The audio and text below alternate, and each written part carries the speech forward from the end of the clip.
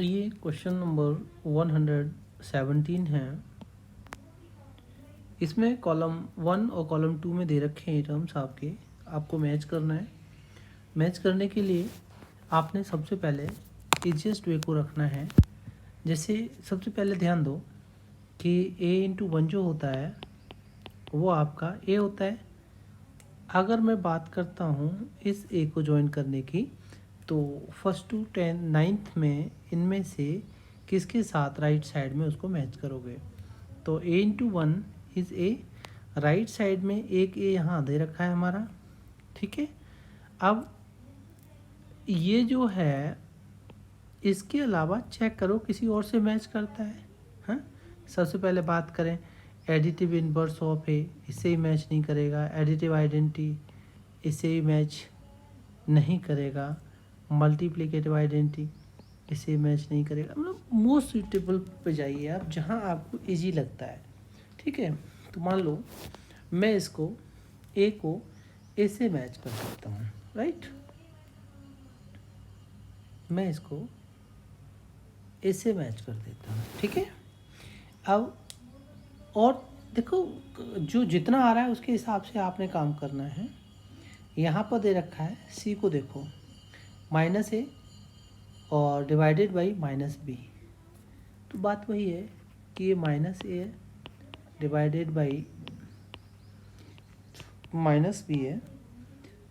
तो minus minus दोनों दे रखा है, इसको मैं a डिवाइडेड बाय b भी लिख सकता हूँ। तो इसके साथ मैच करेगा, ठीक है। c को मैंने इसके साथ मैच कर दिया v के साथ। अब a इंटू -1 है, d को देखिए आप। तो a इंटू -1 ये हमारा -a होता है राइट साइड में। अब d जो है मेरा इसके साथ भी मैच हो जाएगा, मान लो इसके साथ, ठीक है। और एक और केस होता है कि a इंटू -1 जो है वो a का एडिटिव इन्वर्स भी है, तो वो भी लिख सकते हैं। लेकिन ये वाला d जो है आपका, d आपका 1 के साथ भी मैच करेगा। लेकिन देखते हैं हम लोग, हमने इसको 7th d को जो है 7th के साथ मैच करा दिया है। a इंटू 0 जो है वो हमारा 0 होता है, तो ये आपका डायरेक्ट 8th के साथ मैच करेगा, ठीक है। अब ध्यान दीजिएगा, f की बात करते हैं। a नेगेटिव है और उसको b से डिवाइड करा है हमने। इसमें एक नेगेटिव है पहले वाला, इसको नेगेटिव साइन को आप दूसरे पर भी रख सकते हैं इस तरह से। तो ये जो मेरा f है वो v के iv के साथ मैच करेगा यहाँ पर, राइट। आप इसको देख लो, g को छोड़ दीजिए। तो a डिवाइडेड बाय -a। अब बात करते हैं, तो सेम को सेम से डिवाइड करें तो 1 आता है, लेकिन यहाँ पर एक नेगेटिव है तो माइनस का आएगा। तो ये जो है मेरा 9th के साथ जाएगा, राइट। अब कोशिश कीजिएगा इसमें ये जो पार्ट बचे हैं मेरे, ये किसके साथ आपने मैच करें। 3 पार्ट इसमें बचे हैं, ठीक है। these are 3 parts here, 1 2 3 and 1 2 3 ये रहे आपके। और यहाँ पर 1 2 3, अब मैच कीजिए इनको, आप देखिएगा। तो मैंने आपको बताया था हम लोग बात करते हैं मल्टीप्लिकेटिव इनवर्स की।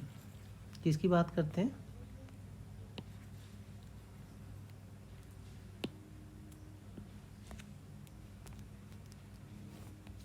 Multiplicative inverse.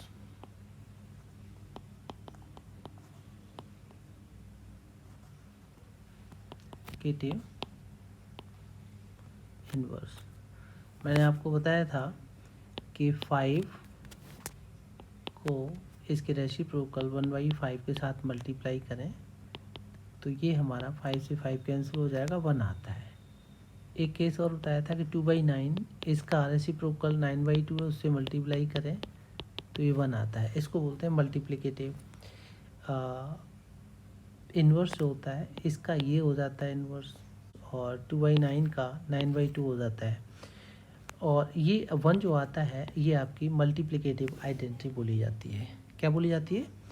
Multiplicative identity. याद रखेंगे आप, मल्टीप्लिकेटिव आइडेंटिटी जो होती है वो आपकी 1 होती है।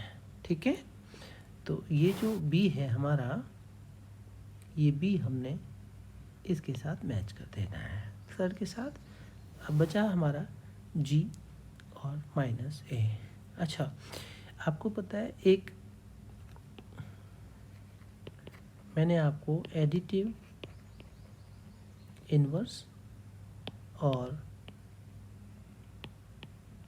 एडिटिव आइडेंटिटी के बारे में बताया था। ठीक है, तो एडिटिव इन्वर्स जैसे 5 है, इसका एडिटिव इन्वर्स हो जाएगा -5। a है, इसका एडिटिव इन्वर्स हो जाएगा -a। तो ये जो पहले वाला पार्ट देखते हैं, एडिटिव इन्वर्स ऑफ a है ना, तो -a है, इसको हम पहले से ज्वाइन कर देते हैं। राइट, बचा हुआ 0। इस 0 को मैच किसके साथ करना है? तो मैंने आपको बताया था, जैसे एक 5 है, इसका एडिटिव इन्वर्स -5 है, तो 5 को -5 के साथ जब ऐड करते हैं तो 5 ये -5 = 0 आता है, तो इसको हम एडिटिव आइडेंटिटी बोलते हैं। राइट, तो इस 0 को हम g को इसके साथ मैच करते हैं। इस तरह से हम जो हमें पहले आता है समझ में, ठीक है, ऐसा नहीं कि हम a से ही शुरू करेंगे हैं, फिर b को लेंगे, फिर c को लेंगे, ऐसा ज़रूरी नहीं है। मैचिंग में जहाँ हमें जो कंसेप्ट क्लियर है, जिसको हम ईजिली कर सकते हैं, वो काम कीजिएगा, आगे अपने आप ही रास्ते निकलते चले आते हैं। डन। ये question number 118। You have 500 rupees in your saving account at the beginning of the month. The record below shows all of your transactions during the month.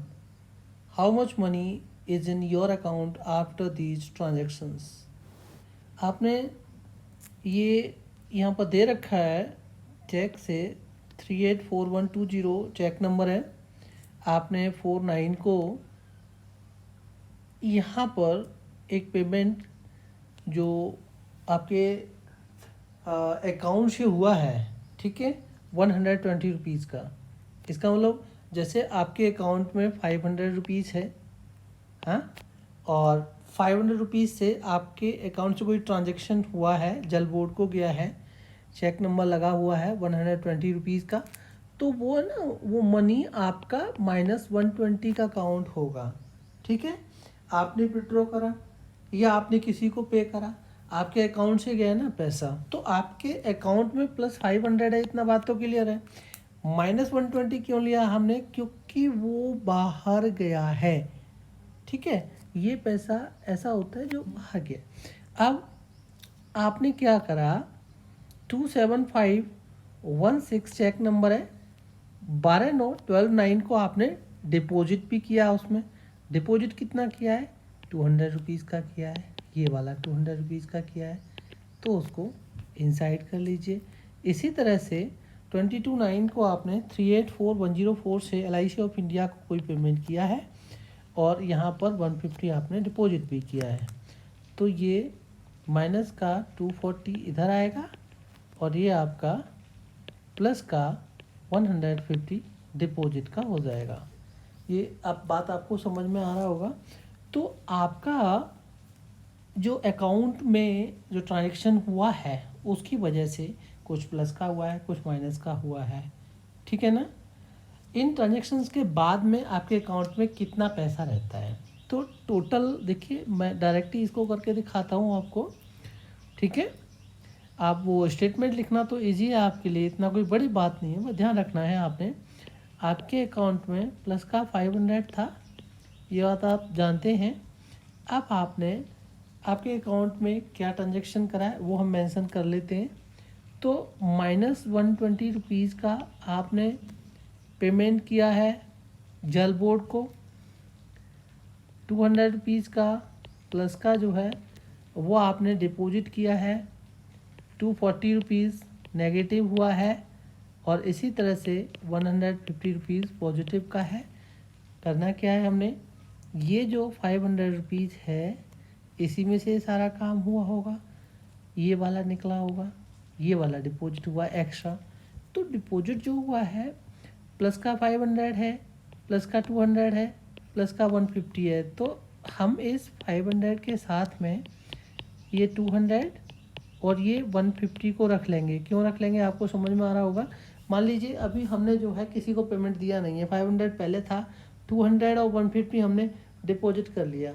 अब हमने जो माइनस करना है, जो किसी को पेमेंट देना है, वो क्या है, वो पेमेंट हम यहाँ पर मेंशन कर लेते हैं। 120 किसी को दिया और ये 240 किसी को दिया। मालूम है आपको, मैंने दोनों पॉजिटिव साइन के साथ रखे लेकिन बाहर नेगेटिव का साइन ले लिया है। ये हमारे डिपॉजिट का केस है और ये हमारा